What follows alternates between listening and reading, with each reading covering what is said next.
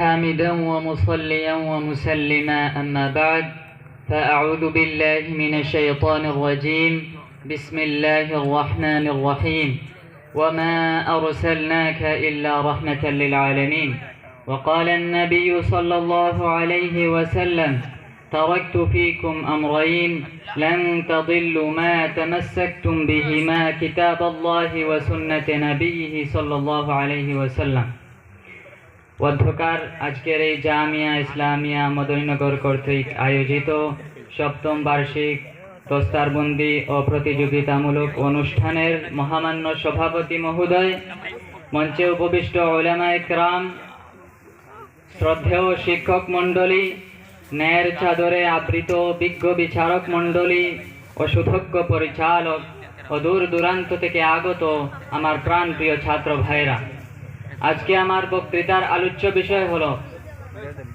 আদর্শ সমাজ বিনির্মাণে মহানবী হযরত মুহাম্মদ সাল্লাল্লাহু আলাইহি ওয়াসাল্লামের অবদান।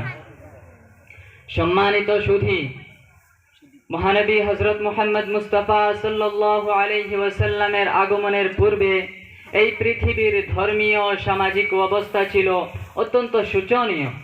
সেই মূর্খতার যুগে ছিল না মানুষের কোনো সামাজিক অধিকার। তারা ভুলে গিয়েছিল তাদের সৃষ্টির মূল উদ্দেশ্য কি, যার ফলে বছরের পর বছর লেগেই থাকতো নিজেদের মধ্যে যুদ্ধ সংগ্রাম। ঠিক তখনই মজলুম মানুষকে মুক্তি দিতে, সৃষ্টির মূল উদ্দেশ্যকে তুলে ধরতে, নারী জাতির বঞ্চিত অধিকার ফিরিয়ে আনতে প্রেরিত হলেন রাহমাতুল লিল আলামিন মুহাম্মদুর রাসূলুল্লাহ সাল্লাল্লাহু আলাইহি ওয়াসাল্লাম। তাই তো পবিত্র কোরআনে পাকে ইরশাদ হয়েছে, ওয়ামা আরসালনাকা ইল্লা রাহমাতাল লিল আলামিন। প্রিয় উপস্থিতি, মহানবী হযরত মুহাম্মদ সাল্লাল্লাহু আলাইহি ওয়াসাল্লাম মানুষের ব্যক্তি জীবন থেকে শুরু করে পারিবারিক জীবন, সামাজিক জীবন, রাজনৈতিক জীবন সহ আন্তর্জাতিক পর্যায় পর্যন্ত সমাজের প্রতিটি সেক্টরে, প্রতিটি ক্ষেত্রে মানুষের শান্তি ও নিরাপত্তার অধিকার সুনিশ্চিত করেছেন।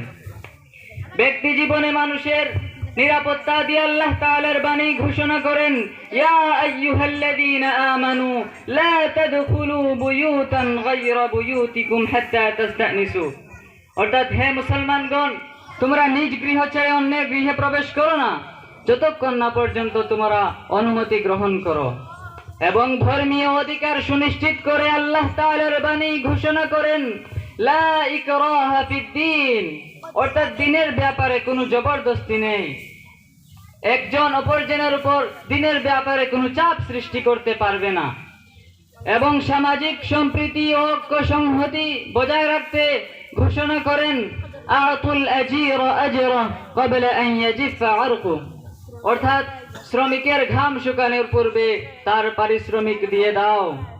সম্মানিত সুধী, প্রিয় নবীজি সাল্লাল্লাহু আলাইহি ওয়াসাল্লাম ওনার 63 বছর জীবনে মানুষকে যে আদর্শ ও থিওরির কথা বলে গিয়েছিলেন, সে আদর্শ ও থিওরি আজ পর্যন্ত কোনো মনীষীদের জীবনী থেকে পাওয়া যায়নি এবং কিয়ামত পর্যন্ত কোনোদিন পাওয়া যাবে না ইনশাআল্লাহ। তাই আসুন আমরা সবাই প্রিয় নবীজি সাল্লাল্লাহু আলাইহি ওয়াসাল্লামের আদর্শে আদর্শবান হই এবং আমৃত্যু যেন আমরা প্রিয় নবীজি সাল্লাল্লাহু আলাইহি ওয়াসাল্লামের পদাঙ্ক অনুসরণ করতে পারি, সেই আশা ও সেই প্রত্যাশা রেখে আমি আমার বক্তব্য এখানেই শেষ করলাম। ওয়া আখিরু দাওয়ানা আনিল হামদুলিল্লাহি রাব্বিল আলামিন।